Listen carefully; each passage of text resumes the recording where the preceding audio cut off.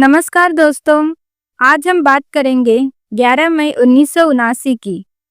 ये तारीख बॉलीवुड के लिए बहुत खास थी क्योंकि इस दिन बॉक्स ऑफिस पर एक बहुत बड़ी टक्कर हुई थी। इसे त्रिकोणीय टक्कर कहा गया। उस समय के दो सबसे बड़े हीरो एक तरफ थे angry young man Amitabh Bachchan और दूसरी तरफ थे ही मैन धर्मेंद्र। जब इन दोनों बड़े सितारों की फिल्में एक ही दिन रिलीज हुई तो सभी लोगों को लगा कि असली मुकाबला तो इन्हीं दोनों के बीच होगा। लेकिन दोस्तों, कहानी में एक ऐसा ट्विस्ट आया जिसकी कल्पना किसी ने नहीं की थी। यश चोपड़ा, जिनकी गिनती उस समय के सबसे बड़े और दूरदर्शी फिल्म निर्माताओं में होती थी, उन्होंने इन दोनों मेगा स्टार्स के सामने अपनी तीसरी फिल्म को रिलीज करने का दुस्साहस किया। ये फिल्म न तो किसी बड़े स्टार को लेकर बनाई गई और न ही इसमें एक्शन का मसाला था। ये थी एक सीधी सादी लेकिन दिल को छू लेने वाली प्रेम कहानी। यकीन मानिए, जो नतीजा सामने आया उसने बॉक्स ऑफिस के गणित को हमेशा के लिए बदल दिया। क्या आप कल्पना कर सकते हैं कि सुपरस्टार की फिल्म पिछड़ गई और एक नए चेहरे वाली साधारण सी कहानी ब्लॉकबस्टर बन गई। 11 मई 1979 की उस महाटक्कर में अमिताभ बच्चन क्यों हार गए, धर्मेंद्र ने कैसे बाजी मारी और यश चोपड़ा की उस छोटी फिल्म ने क्या इतिहास रचा। इस वीडियो को अंत तक देखिएगा क्योंकि आज हम सिर्फ कलेक्शन नहीं बल्कि उस टक्कर से जुड़ी सारी गुप्त बातें, अनदेखी कंट्रोवर्सी और चौंकाने वाले आंकड़े आपके सामने रखने वाले हैं। दोस्तों, साल था 1979। ये वो दौर था जब अमिताभ बच्चन अपनी एंग्री यंग मैन की छवि के चरम पर थे। उनकी हर फिल्म बॉक्स ऑफिस पर सोने की बारिश करती थी। दर्शक उनके सिर्फ गुस्सा, एक्शन और बदला चाहते थे। दूसरी तरफ थे धर्मेंद्र, जो अपनी ही मैन छवि और शानदार एक्शन ड्रामा के लिए मशहूर थे। उनकी फिल्में जनता के लिए पैसा वसूल मनोरंजन की गारंटी होती थी। जब ये खबर आई कि इन दोनों दिग्गजों की फिल्में, अमिताभ की जुर्माना और धर्मेंद्र की कर्तव्य, एक ही दिन आ रही है, तो ट्रेड एनालिसिस ने इसे मुकाबला शिद्दत करार दिया। सभी की निगाहें इस बात पर थी कि कौन सा सुपरस्टार बॉक्स ऑफिस पर अपनी धाक जमाता है। यश चोपड़ा ने इसी माहौल के बीच अपनी तीसरी फिल्म नूरी को रिलीज किया। आइए पहले बात करते हैं उस फिल्म की जिससे सबसे ज्यादा उम्मीद थी, जुर्माना। ये फिल्म खास थी क्योंकि इसके निर्देशक थे ऋषिकेश मुखर्जी। ऋषिदा अपनी कोमल, यथार्थवादी और पारिवारिक कहानियों के लिए जाने जाते थे। अमिताभ और ऋषिकेश मुखर्जी की जोड़ी पहले आनंद, मिली और चुपके चुपके जैसी सफल फिल्में दे चुकी थी, लेकिन जुर्माना में एक बड़ा जोखिम लिया गया। अमिताभ को उनकी एंग्री यंग मैन छवि से पूरी तरह बाहर किया गया। एक अभिमानी, पैसे को ही सब कुछ समझने वाला अहंकारी युवक के संजीदा किरदार में ढाला गया। फिल्म का केंद्रीय विचार था अहंकार का पतन और पश्चाताप। अमिताभ ने विनोद मेहरा और राखी के साथ मिलकर एक बेहतरीन परफॉर्मेंस दी। आलोचकों ने जुर्माना की कहानी, निर्देशक और अमिताभ के इस नए अवतार की तारीफ की। ये एक संजीदा, उच्च वर्ग के लिए बनी कलात्मक फिल्म थी, लेकिन यही इसका टर्निंग पॉइंट बना। दर्शकों को इसकी धीमी गति पसंद नहीं आई। दर्शक जंजीर, डॉन और त्रिशूल का जादू ढूंढ रहे थे, जो जुर्माना में नहीं था। यही वो कारण बना जिसने आगे चलकर अमिताभ की फिल्म को इस टक्कर में सबसे कमजोर साबित किया। अब बात करते हैं दूसरे दिग्गज धर्मेंद्र की फिल्म कर्तव्य की।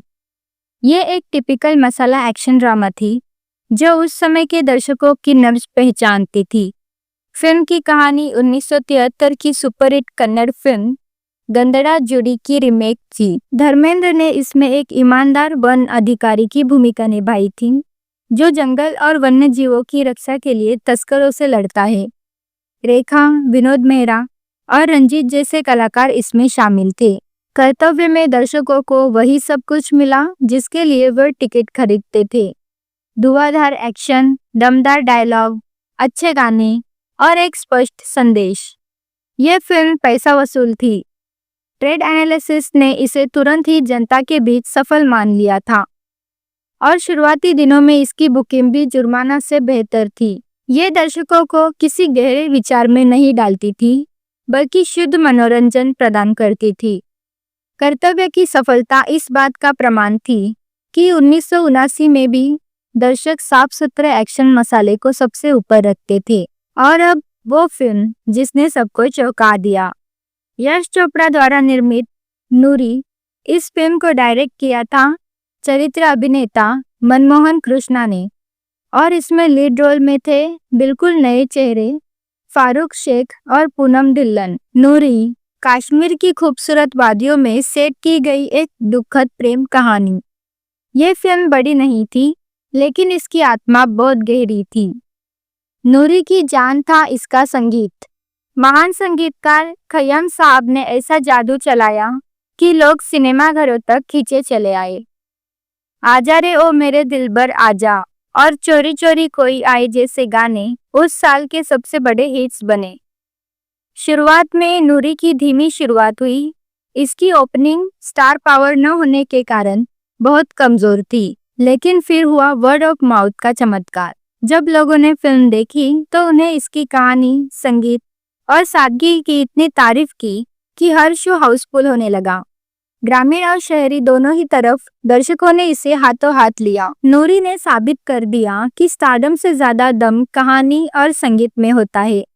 ये फिल्म महज एक हिट नहीं बनी, इसने ब्लॉकबस्टर का तमगा हासिल किया और यशराज फिल्म्स के लिए एक बड़ा मुनाफा लेकर आई। अब आते हैं सबसे महत्वपूर्ण बात पर, बॉक्स ऑफिस के आंकड़े जिन्होंने सारी कंट्रोवर्सी को जन्म दिया। दोस्तों, जैसा कि हमने बताया, ये एक त्रिकोणीय मुकाबला था जिसका नतीजा अपेक्षाओं के बिल्कुल विपरीत था। उस दौर के विश्वसनीय बॉक्स ऑफिस आंकड़ों और उद्योग के वर्गीकरण के आधार पर 11 मई 1979 की इस टक्कर का अंतिम परिणाम कुछ इस प्रकार रहा। अमिताभ बच्चन की जुर्माना। ये फिल्म बॉक्स ऑफिस पर एवरेज या ज्यादा से ज्यादा सेमी हिट का दर्जा पा सकी। अमिताभ बच्चन जैसे सुपरस्टार के लिए यह एक निराशाजनक प्रदर्शन था, खासकर जब उनकी बाकी फिल्में रिकॉर्ड तोड़ रही थी। धर्मेंद्र की कर्तव्य। इस मसाला एक्शन ड्रामा ने दर्शकों को निराश नहीं किया। ये फिल्म एक मजबूत हिट साबित हुई और जनता के बीच अपनी जगह बनाने में कामयाब रही। यश चोपड़ा की नूरी, इस छोटे बजट की नए कलाकारों वाली फिल्म ने पूरे देश को चौंका दिया। नूरी इस टक्कर की निर्विवादित विजेता बनी और इसे सुपरहिट या ब्लॉकबस्टर घोषित किया गया। इसने उस साल की टॉप 10 सबसे ज्यादा कमाई करने वाली फिल्मों में भी अपनी जगह बनाई। सवाल ये था कि सुपरस्टार की फिल्म पिछड़ी क्यों? कंट्रोवर्सी इसी सवाल से जुड़ी थी। अमिताभ बच्चन, जो उस समय अपने करियर की बुलंदी पर थे, उनकी जुर्माना क्यों नहीं चली? इसका कारण फिल्म के अंदर ही छिपा था। ऋषिकेश मुखर्जी की जुर्माना एक धीमी, संजीदा फिल्म थी जिसमें अमिताभ ने एक एंटी हीरो का किरदार निभाया था, जिसे अंत में पश्चाताप होता है। 1979 का वो दर्शक जो हॉल में सीटी मारने और तालियां बजाने के लिए आता था, उसे ये धीमापन रास नहीं आया। वो अमिताभ से डॉन, त्रिशूल जैसा एक्शन और तेज डायलॉग डिलीवरी की उम्मीद कर रहे थे। जुर्माना को क्रिटिक्स ने सराहा, लेकिन जनता ने नकार दिया। ये साबित हुआ कि स्टारडम भी तब तक काम नहीं आता जब तक वो दर्शकों की अपेक्षाओं के अनुरूप न हो। दूसरी तरफ नूरी ने एक नया अध्याय लिखा। उसकी सफलता का सूत्र बहुत सादा था, ईमानदार कहानी और बेहतरीन संगीत। यश चोपड़ा ने यह साबित किया कि दर्शकों को बांधने के लिए बड़े नाम नहीं, बल्कि दिल को छू लेने वाली सादगी चाहिए।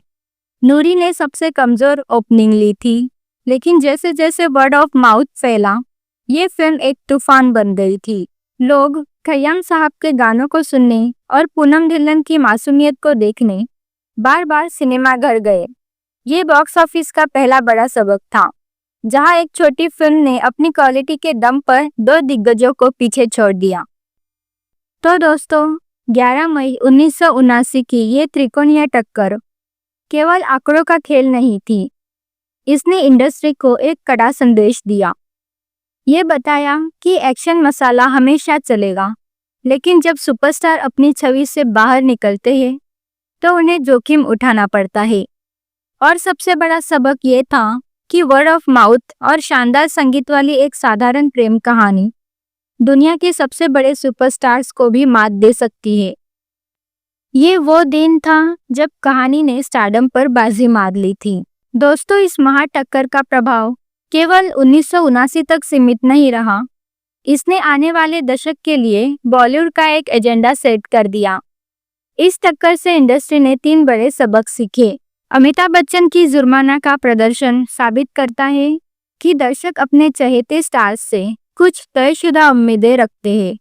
स्टारडम बड़ा होता है, लेकिन जब दर्शक अपने प्रिय एक्शन हीरो को धीमे संजीदा रोल में देखते हैं तो वो निराश होते हैं। नूरी ने यश चोपड़ा के प्रोडक्शन हाउस यशराज फिल्म्स के लिए एक नया दरवाजा खोला। इस सफलता ने उन्हें इस बात का यकीन दिलाया कि बेहतरीन कहानी और संगीत के दम पर भी ब्लॉकबस्टर दी जा सकती है। यह टक्कर इस बात का सबसे बड़ा प्रमाण थी कि एक अच्छे स्क्रिप्ट, बेहतरीन संगीत और सही दिशा निर्देशक के सामने बड़े स्टार्स का जादू भी फीका पड़ सकता है। तो दोस्तों, 11 मई 1979 ये तारीख महज 3 फिल्मों की रिलीज नहीं थी, बल्कि ये भारतीय सिनेमा के इतिहास का एक टर्निंग पॉइंट थी। इसने हमें सिखाया कि बॉक्स ऑफिस का गणित हमेशा अंक गणित नहीं होता, बल्कि ये दर्शकों की भावनाओं का रसायन विज्ञान होता है। क्या आप ऐसी किसी और बॉक्स ऑफिस टक्कर के बारे में जानते हैं जिसका नतीजा इतना चौंकाने वाला रहा हो? हमें कमेंट्स में ज़रूर बताइए। अगर आपको ये वीडियो पसंद आया हो तो इसे लाइक करें और अपने दोस्तों के साथ शेयर करें। और ऐसे ही अनसुने और रोमांचक फिल्मी इतिहास को जानने के लिए हमारे चैनल को सब्सक्राइब करना न भूलें। मिलते हैं अगले वीडियो में। धन्यवाद।